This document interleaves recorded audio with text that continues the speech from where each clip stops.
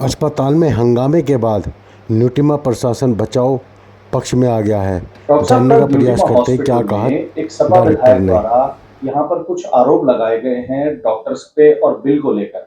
उसमें कितनी सत्यता है और क्या उसके ऊपर आप कहना चाहेंगे? नमस्कार, मैं न्यूट्रिमा हॉस्पिटल का डायरेक्टर हूँ, वन ऑफ द डायरेक्टर हूँ। और जो कल इंसिडेंट हुआ वो बिल्कुल ही अनफेयर इंसिडेंट था। उसमें हमारी तरफ से कोई गलती नहीं थी। एक बच्चा जो पैदा हुआ हमारे हॉस्पिटल में, उसको रेस्पिरेटरी डिस्ट्रेस था, सांस फूल रहा था उसका। तो पेशेंट का कंसेंट लेके, बाकायदा कंसेंट हमारे पास नोटेड है, कंसेंट लेके उसको हमें NICU में रखा। डॉक्टर अमित उपाध्याय द्वारा इलाज किया गया, जो कि एक सर्वमान्य बहुत ही प्रतिष्ठित डॉक्टर हैं बच्चों के, छोटे बच्चों के। और उन्होंने उनको भर्ती किया। उनको हर स्टेप पे बताया गया कि पेशेंट की स्थिति क्या है, और पेशेंट को खर्चा बताया गया। जहाँ तक दवाई लेने का सवाल है, दवाई के लिए आप स्वतंत्र हैं, जहाँ मर्जी दवाई लीजिए। हमें कोई ऐसा नहीं कि हमारे हॉस्पिटल से लीजिए। जो हॉस्पिटल कैंपस में दवाइयाँ उपलब्ध कराई गई हैं वो पेशेंट की सहूलियत के लिए कराई गई हैं। आप चाहे बाहर से लें चाहे हमसे लें, हमें कोई ऐसा नहीं है। वो एक कोड का जिक्र कर रहे हैं, तो कोड उन्होंने जो दिखाया है वो एक लेजर है, हॉस्पिटल का बिल का लेजर। लेजर में हर बिल का कोड होता है, वो मेंशन किया गया है। कोड को अगर खोलेंगे, लेजर खोलेंगे, तो पूरा बिल है जो पेशेंट के पास संबंधित है। इसमें जो मेन प्रॉब्लम है ना, इसमें पेशेंट कल्प्रिट है। पेशेंट कैसे कल्प्रिट है? आप कहेंगे पेशेंट क्यों कल्प्रिट? पेशेंट कल्प्रिट ऐसे है कि जब उसको मालूम है कितना खर्चा होना है इलाज में, तो हमने तो नहीं कहा भाई कि तुम प्राइवेट अस्पताल में इलाज कराओ। सामने ही हमारे सरकारी अस्पताल है, मेडिकल कॉलेज है, इतना बड़ा मेडिकल कॉलेज है।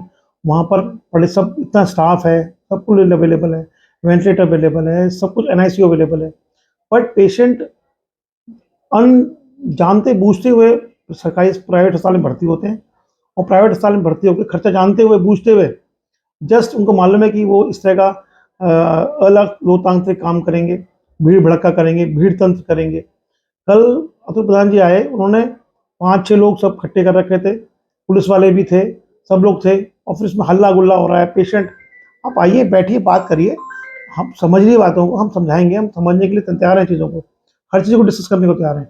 भाई, जब हमारे यहाँ बिजली, पानी, GST, sale tax, income tax सब हम देते हैं, हमारा 700-800 का स्टाफ है, उसका सैलरी है, बिजली का बिल 25 लाख रुपए का आता है, तो हम कैसे सस्ती सुविधाएं दे सकते हैं? तो गवर्नमेंट को जब सुविधाएं, जब दो चीज़ पैरेलल चल रही हैं, प्राइवेट सब सुविधाएं चल रही हैं, सरकारी सुविधाएं चल रही हैं, तो प्राइवेट सुविधाएं जो हैं उनको आपको, अगर आपने उनको भोग करना है तो डेफिनेटली आपको पेमेंट करना पड़ेगा, क्योंकि हम भी अपनी जेब से पेमेंट थोड़ा देंगे। हम किसी को लूट रहे हैं, बिल्कुल गलत शब्द है। हमें सबको बता के उसका इलाज किया गया, बच्चा बिल्कुल स्वस्थ होकर घर जा रहा है।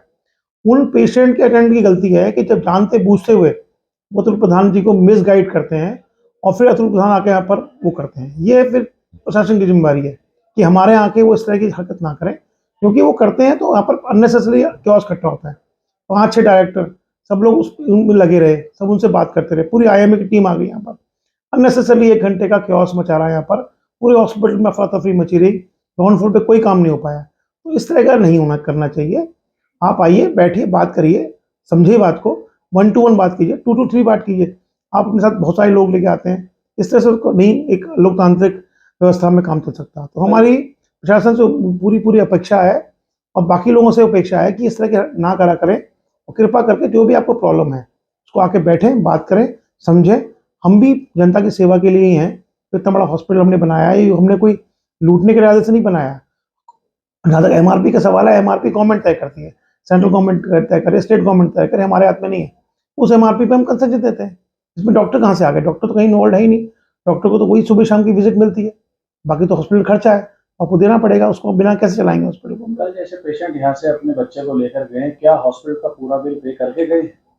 कल पूरा पेमेंट बिल्कुल नहीं देके गए। हमारी पूरी दरकार है सरकार से कि वो हमारा पेमेंट दिलवाया जाए, और हम इसके खिलाफ कुछ कार्रवाई भी करने के इच्छुक हैं। बट हमें मालूम है कि हम कुछ कार्रवाई करेंगे तो फिर वही धरना प्रदर्शन होगा।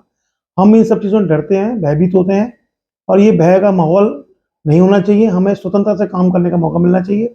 जब कल वहाँ पर भीड़ इस तरह इकट्ठी होती है और माहौल इकट्ठा आता है, बहुत सारे लोग इकट्ठे आते हैं, तो हमें भय व्याप्त है, और इस भय को दूर करने की जिम्मेदारी सरकार की है।